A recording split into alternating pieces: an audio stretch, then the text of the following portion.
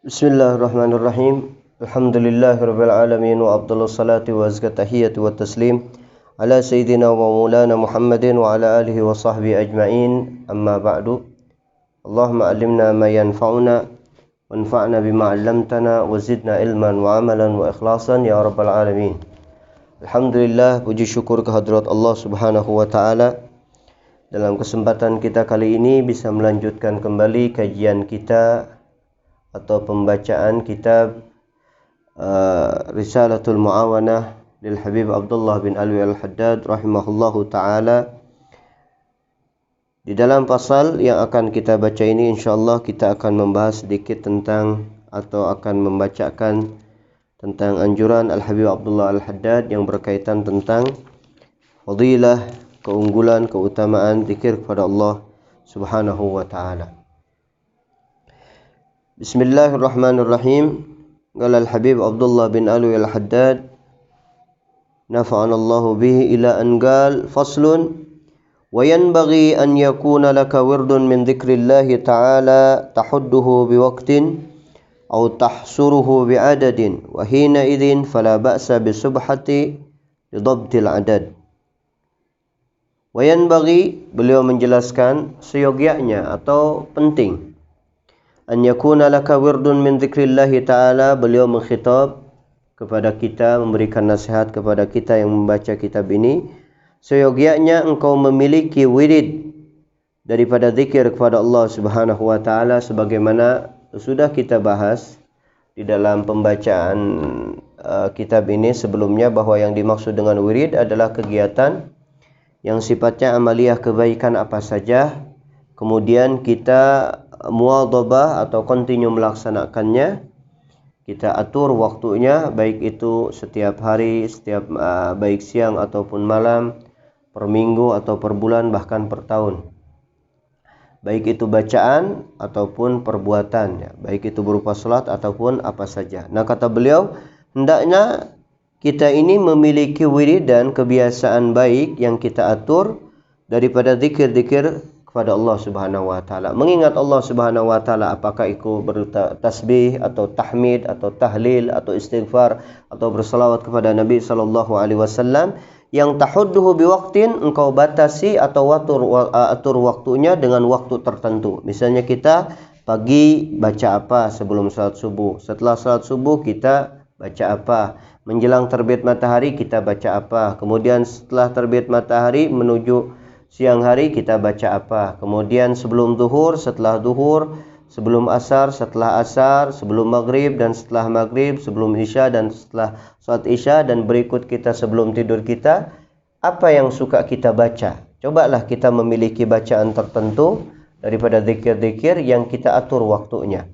Kemudian tahsurhu bi'adadin, atau engkau batasi, atur dengan secara bilangan. Misalnya kita setiap hari atur atau kontinu membaca istighfar berapa kali, berapa ratus, atau kita membaca salawat setiap hari berapa ratus atau berapa ribu. Kita mesti memiliki zikir-zikir yang kita atur waktunya dan kita atur pula bilangannya, atau kita hanya atur waktunya saja sedangkan bilangannya kita terserah, atau bilangannya saja sedangkan waktunya tidak masalah. Yang penting misalnya dalam satu hari satu malam.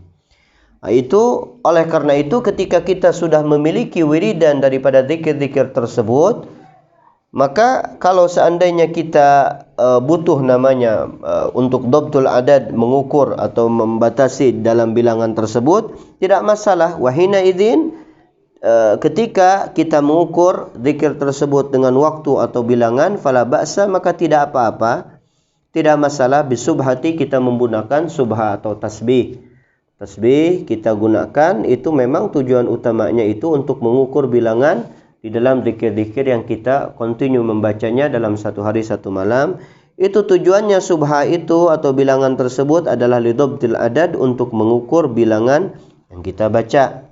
Wa illa, kalau kita masih bisa pakai jari-jari kita, ya kita pakai jari-jari kita. Kalaupun kita pakai tasbih, kita pakai tasbih, tidak masalah. Yang jelas tujuannya itu agar kita continue atau bisa mengukur bilangan bacaan yang kita baca dalam satu hari satu malam, Kadang-kadang bilangan tersebut setelah menyatu dengan kita karena kita biasa membacanya itu, kita tidak bisa meninggalkannya. Jadi sebisa mungkin kita berusaha dulu, nanti ketika sudah kita berusaha secara kontinu istiqamah, maka Allah Subhanahu wa taala akan memudahkan kita untuk melaksanakannya di dalam waktu-waktu yang sudah kita tentukan. Wa'lam, ketahuilah, supaya kita mengetahui bahwa pentingnya zikir itu, anna dzikra ruknut thariq, bahwa zikir itu adalah rukun daripada thariq, jalan menuju Allah Subhanahu wa taala. Ibaratnya kita ingin menuju sampai kepada Allah Subhanahu wa taala, mendekatkan diri kepada Allah Subhanahu wa taala, otomatis kita mesti menapaki jalan. Jalan tersebut yang paling inti atau rukunnya adalah kita memperbanyak dan kontinu istiqamah dalam zikir, kepada membaca zikir pada Allah Subhanahu wa taala. Wa miftahut tahqiq, dan kunci untuk tahqiq, mematangkan ketika kita mendekatkan diri kepada Allah Subhanahu wa taala. Tidak mungkin 100% kita bisa mendekat diri kepada Allah Subhanahu wa taala kecuali lewat pintu tersebut mesti kita buka dengan kunci. Kuncinya tersebut adalah zikir kepada Allah Subhanahu wa taala. Wasilahul muridin, dan diumpamakan senjata bagi muridin. Sebagaimana kita murid, misalnya murid ini orang yang belajar, mencoba terus berusaha untuk mendekatkan diri kepada Allah Subhanahu wa taala. Wa mansyurul wilayah, dan mansyurul wilayah artinya kewilayahan, derajat-derajat wilayah di sisi Allah Subhanahu wa taala, yang mana itu akan diangkat kita dengan kewilayahan menjadi aulia Allah Subhanahu wa taala, menjadi hamba-hamba yang saleh, mempunyai derajat yang tinggi di sisi Allah. Mansyur, diakaruniakannya atau dianugerahkannya tersebut lewat zikir kepada Allah Subhanahu wa taala. Jadi mansyurul wilayah, dianugerahkan, dicurahkannya kewilayahan itu lewat zikir kepada Allah Subhanahu wa taala. Kama qala ba'dul arifin, sebagaimana disebutkan oleh sebagian arifin billah Subhanahu wa taala. Wa qad qala Allah taala, Allah Subhanahu wa taala telah berfirman untuk agar kita memperbanyak zikir kepada Allah Subhanahu wa taala, fadhkuruni adkurkum. Maka ingatlah kalian kepadaku. Ingat dengan lisan, hati, dan tubuh kita, senantiasa kita mengingat Allah Subhanahu wa taala dengan memperbanyak salat, sedekah, amal-amal saleh, menjauhi yang haram bahkan yang makruh, dan tiasa lidah kita basah menyebut nama Allah Subhanahu wa taala, memperbanyak zikir dengan tasbih, tahmid, tahlil dan yang lainnya. Maka kata Allah Subhanahu wa taala, adzkurkum, maka aku akan mengingat kalian. Mengingat kita, Allah Subhanahu wa taala mengingat ketika kita susah dengan diberikan senantiasa jalan keluar. Ketika kita berbuat dosa, Allah Subhanahu wa taala ingatkan kita dengan apa? Dengan segera bertaubat kepada Allah Subhanahu wa taala. Itu yang dimaksud ingatnya Allah Subhanahu wa taala kepada kita adalah ingat kepada sesuatu yang sifatnya di sisi Allah Subhanahu wa taala kita sangat membutuhkannya. Kita butuh kepada ampunan Allah, kita butuh kepada kasih sayang Allah, kita butuh kepada segala-galanya dari Allah Subhanahu wa taala. Maka agar Allah Subhanahu wa taala menganugerahkan setiap karunia-Nya kepada kita, mengingat kita dengan apa yang kita butuhkan, maka perbanyaklah zikir kepada Allah Subhanahu wa taala. Wa qala ta'ala fadhkurullaha qiyaman wa qu'udan wa 'ala junubikum. Allah Subhanahu wa taala berfirman, ingatlah kalian kepada Allah baik dalam keadaan berdiri ataupun dalam keadaan duduk ataupun dan dalam keadaan kalian terbaring. Jadi apapun keadaan kita, jangan sampai kita lepas daripada mengingat Allah Subhanahu wa taala. Baik kita dalam waktu berdiri, berjalan atau duduk ataupun bahkan kita berbaring sebelum tidur, bangun tidur, kita basahkan lidah kita ini dengan selalu mengingat Allah Subhanahu wa taala, yang dibarengi dengan hati yang juga mengingat Allah Subhanahu wa taala. Wa qala ta'ala, ya ayyuhalladzina amanu dzkurullaha dzikran katsira. Wahai orang-orang yang beriman, ingatlah, berzikirlah kalian kepada Allah dengan zikir yang banyak. Ini tanda-tanda sifat orang mukmin itu ketika mengingat Allah, mereka mengingat dengan banyak mengingat Allah Subhanahu wa taala, bukan sekedar dia baca sedikit saja.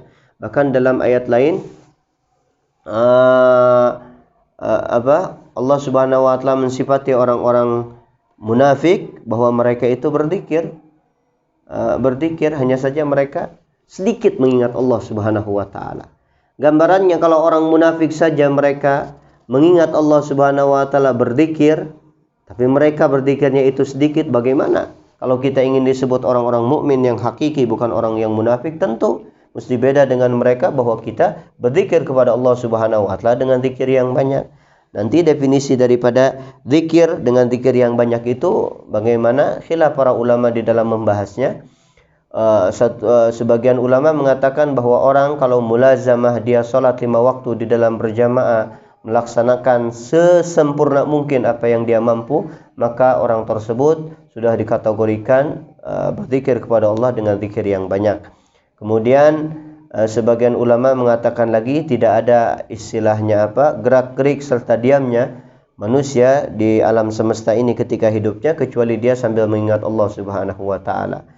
Sebagian lagi para ulama menyebutkan zikir yang banyak itu sehingga kita melupakan semua selain Allah Subhanahu wa taala. Kita tidak ingat-ingat apa lagi kecuali Allah Subhanahu wa taala. Masing-masing otomatis setiap dari kita ini mempunyai kemampuan untuk berzikir kepada Allah dengan zikir yang banyak dengan maqam atau kedudukan yang berbeda-beda. Jadi kalau kita mampunya dalam berzikir kepada Allah Subhanahu wa taala semampunya kita, maka insyaallah kita akan dikategorikan orang-orang yang berzikir kepada Allah Subhanahu wa taala dengan zikir yang banyak. Wa qala Rasulullah sallallahu alaihi wasallam yaqulullahu taala, Rasulullah SAW bersabda kemudian menyebutkan bahwa Allah Subhanahu wa taala berfirman di dalam hadis qudsi, ana inda dhanni abdi bi, ana inda dhanni abdi bi, aku senantiasa berada di dalam sangkaan hambaku kepadaku. Artinya jika kita bersangkaan baik kepada Allah Subhanahu wa taala, maka Allah akan memberikan kebaikan apa yang kita sangka. Sebaliknya ketika seorang hamba dia suudzon, berburuk sangka naudzubillah kepada Allah Subhanahu wa taala, maka Allah Subhanahu wa taala juga akan memberikan dia keburukan di dalam hidupnya. Maka kita hati-hati, apalagi orang yang mendekati kepada kematian, dia di dalam kesulitan, dia berada di dalam sakit yang parah, maka senantiasa kalau seandainya dia dalam keadaan sakit, khususnya sakit yang parah, dia mengingat kepada Allah Subhanahu wa taala bahwa Allah Subhanahu wa taala Maha Pengasih, Maha Penyayang, akan memberikan kesembuhan kepada dia. Kalau seandainya dia meninggal, dia mengharapkan Allah Subhanahu wa taala mematikan dia dalam keadaan husnul khatimah dan diampuni segala dosa-dosanya. Jadi harapan sangkaan baik kita kepada Allah Subhanahu wa taala senantiasa harus besar. Kenapa? Karena dengan kita meyakini bahwa Allah Subhanahu wa taala memberikan karunia-nya, kebaikannya kepada kita, maka Allah Subhanahu wa taala akan memberikan sangkaan baik tersebut kepada kita.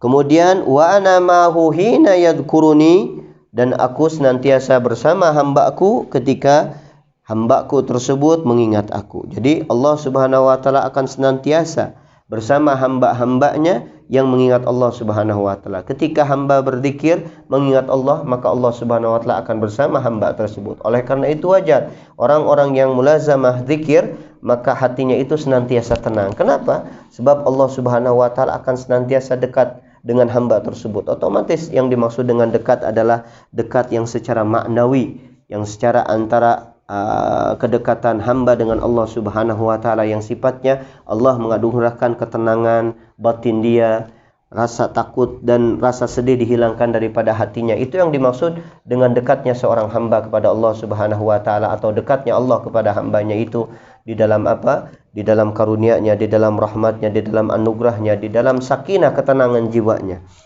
Fa in dzakarani fi nafsihi, maka jika hambaku itu mengingat aku di dalam dirinya, artinya dia berzikir sendiri tanpa ada yang mengetahuinya, maka zakartuhu fi nafsi, maka aku akan mengingat di dalam diriku. Artinya Allah Subhanahu wa taala pun akan memberikan anugerah kepada hamba tersebut dengan mengingat hamba tersebut dengan kebaikan-kebaikannya yang sekiranya tidak ada satupun makhluk, bahkan para malaikat pun yang mengetahui bahwa hamba tersebut sedang diberikan anugerah oleh Allah Subhanahu wa taala, sedang diingat oleh Allah Subhanahu wa taala. Wa in dzakarani fi mala'in, dan jika hambaku berzikir kepadaku fi malain, di tempat terbuka, di depan orang-orang. Sebagian para ulama mentafsirkan bahwa dengan zikir yang jahar berjamaah dengan orang-orang yang lain, zikir yang sekiranya terdengar bahkan berkelompok dengan orang-orang lain, apakah itu membaca Al-Quran ataupun bersolawat dalam kelompok atau halakoh-halakoh, maka kata Allah Subhanahu wa taala, dzakartuhu fi mala'in khairin minhu,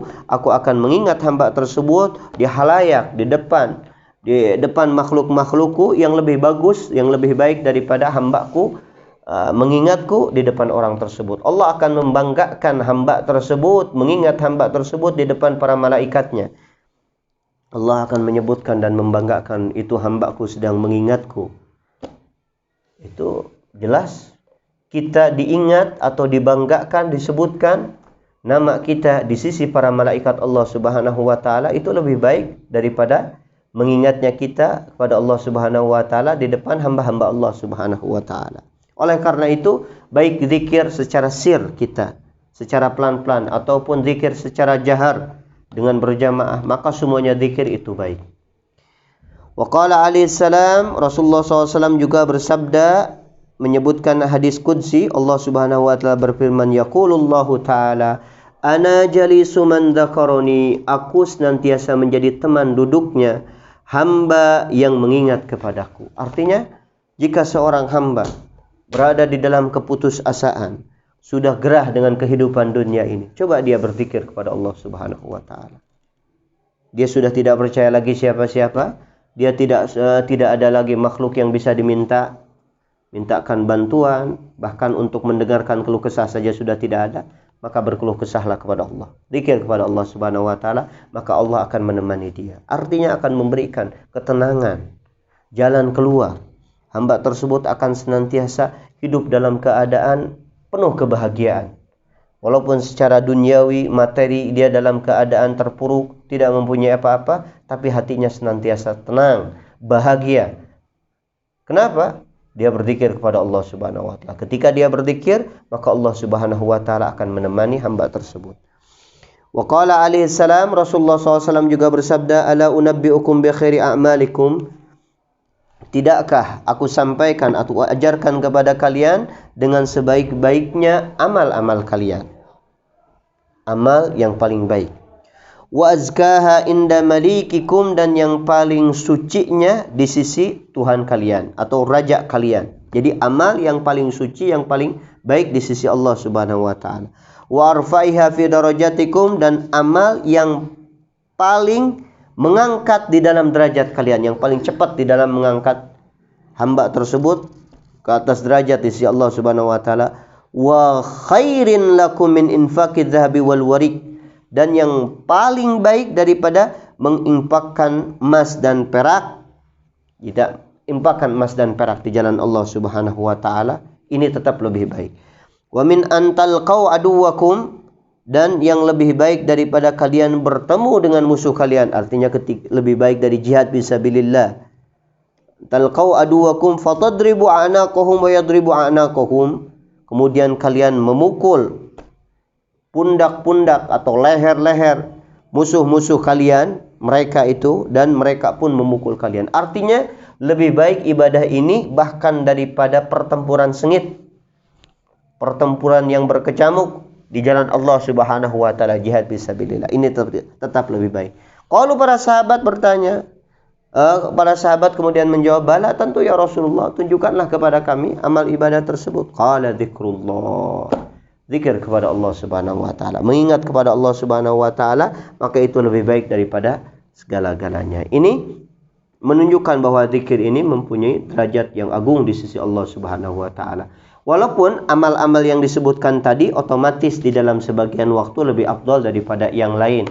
Seperti seseorang memiliki kekayaan yang banyak, kemudian Masya Allah masyarakat sedang dalam keadaan susah payah, kemudian dia bersedekah, otomatis itu lebih afdal daripada dia sibuk melaksanakan sholat sunat atau sekedar zikir biasa.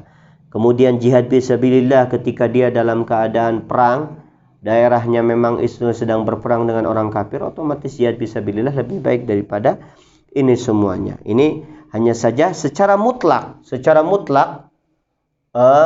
kalau seandainya zikir kepada Allah Subhanahu wa taala ini, sebagian ulama mengartikan bahwa kenapa zikir ini bisa lebih afdal daripada segala-galanya yang disebutkan, karena zikir itu bisa dilakukan bahkan mereka melakukan amal tersebut. Artinya orang dalam keadaan jihad fisabilillah tetap hatinya bisa berzikir kepada Allah Subhanahu wa taala. Begitu juga ketika orang isanya menginfakkan emas dan perak, dia juga bisa sambil berzikir kepada Allah Subhanahu wa taala. Jadi zikir ini amal ibadah yang bisa dilakukan kapan saja dan di mana saja. Oleh karena itu ketika kita bandingkan dengan amal-amal lain, zikir ini lebih afdal. Kenapa? Karena zikir ini bisa dilakukan. Jadi jihad fisabilillah berbarengan dengan zikir otomatis lebih afdal daripada jihad saja. Itu dengan kata lain bahwa zikir ini termasuk amal ibadah yang gampang untuk dilakukan oleh seorang hamba kepada Allah Subhanahu wa taala. Kemudian makna hakiki daripada dia bersedekah, dia jihad fisabilillah, dia melakukan amal kebaikan apa saja, hakikatnya dia sedang menundukkan diri kepada Allah Subhanahu wa taala dan dia sedang mengingat dengan keagungan Allah Subhanahu wa taala. Jadi ada makna, ada kandungan zikir di dalam setiap amal saleh jika dilakukan dengan cara baik dan ikhlas serta niat yang baik. Taib, selanjutnya beliau menjelaskan tentang fawaid, buah daripada zikir ketika kita memperbanyak continue zikir kepada Allah Subhanahu wa taala. Wa lidzikri samaratun wa nataij. Zikir ini memiliki samarat, buah-buah, wa nataij, dan hasil-hasil. Nataij bisa juga kita artikan buah atau faidah, yajiduha, yang akan dihasilkan, didapatkan, ditemui. Buah dan maksud daripada zikir tersebut, man wadhaba alaihi, oleh seseorang yang muwadhabah, continue terus menerus orang alaihi, melaksanakan zikir. Biwasfil adab wal hudur, dengan sifat ketika melakukannya itu dengan penuh adab dan menghadirkan hati mengingat Allah Subhanahu wa taala. Jadi orang itu ketika dia mulazamah zikir dan berusaha hatinya dihadirkan ketika zikir tersebut, dia akan mendapatkan buah yang mana minimal, kata beliau, minimal aqalluha an yajida fihi minal halawati wal ladzat. Minimalnya daripada samarat buah zikir yang didasari oleh adab dan hadirnya hati, hamba tersebut akan mendapati di dalam zikir daripada halawat, rasa manis, wal ladzat, kelezatan. Jadi dia ketika berzikir itu rasanya enak, begitu nikmat. Yang mana kenikmatan itu ma yastahqiru fi jambihi kullama ya'rifuhu min al-ladzati dunyawiyyati wal malahi, yang mana akan dia buat remeh, akan dia anggap enteng di sisi dia setiap apa yang dia ketahui daripada kelezatan-kelezatan dunia, wal malahi, dan semuanya malahi. Malahi ini kesenangan. Apakah itu poya-poya, permainan, segala macam. Apapun kenikmatan duniawi yang sudah kita tahu dan kita inginkan. Nafsu kita ini begitu menginginkan. Makan enak, pakaian bagus, jabatan yang tinggi, maksudnya apa? Pasangan yang cakep, kemudian banyaknya anak, berbangga dengan banyaknya pengikut, dan macam-macam daripada kenikmatan duniawi, kelezatan duniawi. Ketika kita bandingkan dengan kelezatan yang kita dapatkan ketika kita mulazamah zikir kepada Allah Subhanahu wa taala, itu tidak ada apa-apanya. Itu minimalnya, kata beliau. Minimalnya kita mendapatkan kenikmatan, ketenangan, kelezatan di dalam zikir kita kepada Allah ketika kita muwadhabah continue dengan adab dan hadirnya hati, maka kita akan mendapatkan kenikmatan tersebut. Dan ketika kita bandingkan dengan semua kenikmatan yang sifatnya duniawi, itu tidak ada apa-apanya kenikmatan duniawi tersebut. Wa alaha, maksimalnya, paling maksimalnya, paling tingginya seorang hamba ini ketika dia muwadhabah zikir, an yafna bil madhkur. An yafna bil madhkur, dia hilang ingatannya, hilang dirinya, hancur lebur. Dia punya jiwa bil madhkur, dengan zat Allah Subhanahu wa taala yang dia ingat.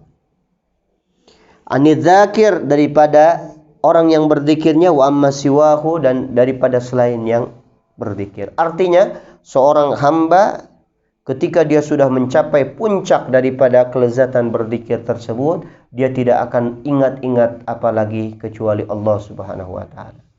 Dia tidak akan pernah ingat apalagi. Semuanya, baik diri dia apalagi orang lain. Dia sendiri sudah tidak sadar. Banyak sekali daripada orang-orang saleh, orang-orang yang dekat kepada Allah Subhanahu wa taala, arifin billah, aulia Allah Subhanahu wa taala, mereka dalam keadaan sakit, bahkan untuk berjalan pun sulit. Sebagian lagi bahkan untuk bergerak pun sulit, tetapi mereka itu tidak pernah lepas tasbihnya. Bibirnya itu tidak pernah kering. Dia gampang, enak banget ketika dia berzikir itu. Dia kadang-kadang lupa dengan penyakitnya.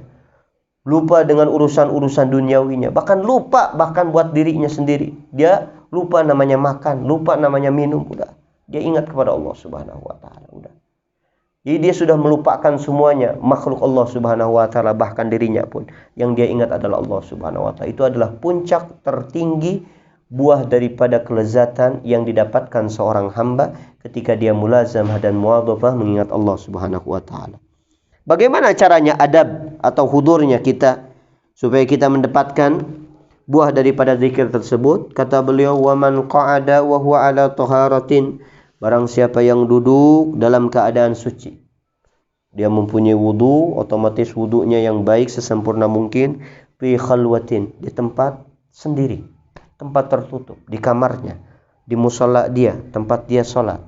Kemudian tidak ada orang lain selain dia, apalagi kalau di tengah malam. Mustaqbilal kiblati, sambil menghadap kiblat, duduk dalam keadaan suci sendiri menghadap kiblat.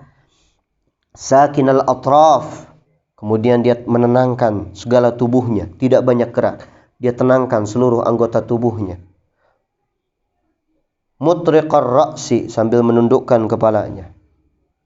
Summa dzakarallaha, kemudian dia mulai berzikir kepada Allah Subhanahu wa taala, membaca istighfar, membaca selawat kepada Nabi, baca tasbih, tahmid dan tahlil. Biqalbin hadirin, dengan hati yang hadir. Dia maknai apa mana istighfar di hatinya.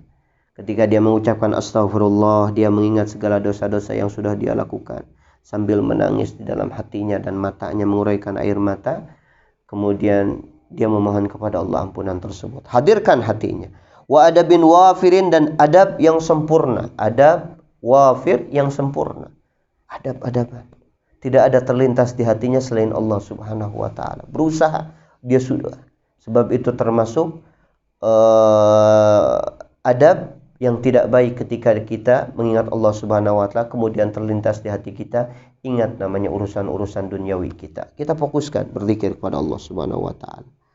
Maka jika orang tersebut mengamalkan itu semua, duduk dalam keadaan suci di tempat sepi, apalagi tengah malam, tidak ada yang mengganggu dia, menghadap ke kiblat, tenang anggota tubuhnya, menundukkan kepalanya, zikir dengan hati yang hadir dan adab yang sempurna, ra'a lidzikri, maka orang tersebut akan melihat lidzikri, bagi zikir yang sudah dia ucapkan dan dia sudah maknai, fi qalbihi, di dalam hatinya, atharon, bekas atau efek. Dia akan mendapatkan ada efek yang positif, zahiran, yang nampak, yang sangat jelas. Jadi dia langsung, dia akan merasa di hatinya itu rasa yang beda, kenikmatan yang luar biasa, yang susah untuk diungkapkan. Kalau itu sekali dia melaksanakannya, itu sudah nampak seperti itu, maka fa'indama, jika dia continue ala dzalika, melakukan hal tersebut, asyraqat alaihi anwarul qurbi, akan memancar kepada hamba tersebut cahaya-cahaya kedekatan dia dengan Allah Subhanahu wa taala. Dia mulai merasakan dekatnya diri kepada Allah Subhanahu wa taala. Wan kasyafat, dan terbuka lahu, bagi hamba tersebut, asrarul ghaib, namanya asrar, rahasia-rahasia yang sifatnya ghaib, yang tidak nampak oleh mata kita, tidak terdengar oleh telinga kita. Dia akan terbuka semuanya. Alam-alam yang sifatnya gaib, semuanya itu akan terlihat oleh dia. Dengan apa? Dengan keberkahan zikir yang mana dia melaksanakannya secara kontinu dengan adab yang kita sebutkan tadi, yang disebutkan oleh Al-Habib Abdullah bin Alwi Al-Haddad. Oleh karena itu, tapi itu tetap dia mesti dengan dasar adab yang sempurna ketika berzikir. Kemudian bagaimana caranya kita berzikir sehingga kita bisa mendapatkan kenikmatan tersebut selain adab-adab yang disebutkan? Apa afdalnya zikir itu, bagaimana sih cara kita ngucapinnya? Maka kata beliau, wa afdalu dzikri ma kana bil qalbi wal lisan. Paling afdalnya zikir adalah zikir yang adanya zikir tersebut dengan hati dan lisan. Lisan kita mengucapkan zikir, hati kita hadir memaknai zikir yang kita baca. Kalau zikir lisan kan udah jelas, kita baca subhanallah, subhanallah bihamdi, subhanallahil azim wa bihamdi, astaghfirullah, Allahumma salli ala sayyidina Muhammad, la ilaha illallah. Itu zikir lisan udah jelas. Zikir hati ini bagaimana? Wa dzikrul qalbi, zikir hati itu an yakuna hadiran fihi makna dzikri alladhi yajri 'ala lisan tuh. Zikir hati itu adanya, hadirnya ketika dia berzikir itu makna zikir yang berjalan di atas lisan dia. Jadi lisan kita ini mengucapkan apa, maka hati kita itu memaknai zikir yang diucapkan oleh lisan tersebut. Ketika kita baca subhanallah, maka hati kita menghadirkan bahwa Allah Subhanahu wa taala Maha Suci, jauh daripada sifat-sifat mustahil bagi Allah Subhanahu wa taala. Allah Subhanahu wa taala tidak beranak dan tidak diperanakan.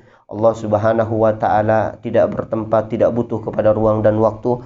Allah Subhanahu wa taala tidak mungkin disifati oleh kebodohan. Itu kita mensucikan Allah, menjauhkan Allah daripada sifat-sifat yang tidak layak bagi Allah Subhanahu wa taala. Kemudian ketika kita mengucapkan la ilaha illallah, kita di situ memaknakan makna nafi dan isbat, menafikan semua sifat yang tidak layak bagi Allah, mengisbatkan, menetapkan setiap sifat-sifat yang layak bagi ketuhanan Allah Subhanahu wa taala. Qad taqdis, sebagaimana penyucian Allah Subhanahu wa taala daripada sifat-sifat yang tidak layak bagi Allah, wa tauhid, dan mentauhidkan Allah Subhanahu wa taala. Hanya Allah Subhanahu wa taala, mengesahkan Allah Subhanahu wa taala di dalam ketuhanannya. Takdis ketika kita tasbih, berarti menyucikan Allah Subhanahu wa taala, menjauhkan semua yang tidak layak disembah, semua sifat-sifat yang tidak layak bagi Allah Subhanahu wa taala. Kita meyakini Allah Subhanahu wa taala tidak bersifat, sifat Allah Subhanahu wa taala tersebut tidak seperti itu. Kemudian ketika kita tahlil, kita mentauhidkan, mengesahkan Allah Subhanahu wa taala dengan ketuhanannya, dengan uluhiyah, dengan rububiyahnya, dengan semua sifat-sifat yang layak bagi Allah. Kemudian itu berarti kita berusaha lisan dan hati kita memaknai. Lantas ketika kita baca itu dengan lisan kita pelan apa keras? Maka kata beliau itu, wal afdalu lidzakiri minal israri wal jahri bidzikri wal qiraati al aslahu minhuma liqalbi. Paling afdalnya bagi orang yang berzikir, apakah itu dari bacaan yang israr, pelan-pelan, wal jahar, ataupun keras, dengan zikir ataupun dengan bacaan Al-Quran, bacaan apa saja, maka itu kita pilih al-aslahu minhuma liqalbi, yang paling maslahat bagi dia untuk hatinya, yang paling maslahat daripada keras dan pelan tersebut kepada hatinya. Kita lebih khusyuk ketika zikir pelan-pelan, maka afdal bagi kita zikirnya pelan-pelan. Kita lebih khusyuk hati kita dengan mengangkat suara, maka angkat suara kita. Jadi itu pendapat beliau atau nasihat beliau, anjuran beliau. Pokoknya mau keras, mau pelan, tergantung bagaimana hati kita khusyuknya dan khudurnya. Kemudian wadzikru huwal wirdu daim al-mustamir. Wadzikru huwal wirdu daim al-mustamir. Zikir itu adalah wirid yang daim, terus menerus, al-mustamir juga terus menerus. Jadi kebaikan yang sifatnya terus continue, terus menerus, yang bisa kita laksanakan, yang bisa kita lakukan, bahkan tidak terikat dengan tempat dan waktu tersebut juga tetap kita bisa melaksanakan zikir. Kecuali nanti di tempat-tempat yang memang kita makruh untuk mengucapkan zikir, seperti di tempat kita buang hajat dan keadaan-keadaan tertentu. Tapi intinya secara garis besar zikir bisa dilakukan secara mustamir, terus menerus. Oleh karena itu, karena ini ibadah yang bisa dilakukan kapan saja, di mana saja, fajdahid, berusahalah an la yazala lisanuka ratban minhu fi kulli hal, terus menerus, la yazal, lidahmu itu ratban, senantiasa basah, minhu, daripada zikir, fi kulli hal, di dalam setiap keadaan, terus. Ya bukan berarti lidah kita ini, mulut kita ini mesti basah semuanya oleh ludah kita. Intinya itu menunjukkan jadi terus menerus lidah kita ini tidak berhenti mengingat Allah Subhanahu wa taala. Illa fi waqti wirdin, kecuali kita ini, lidah kita ini jangan dipakai zikir di waktu wirid, la yumkinul jam'u bainahu wa baina dzikri.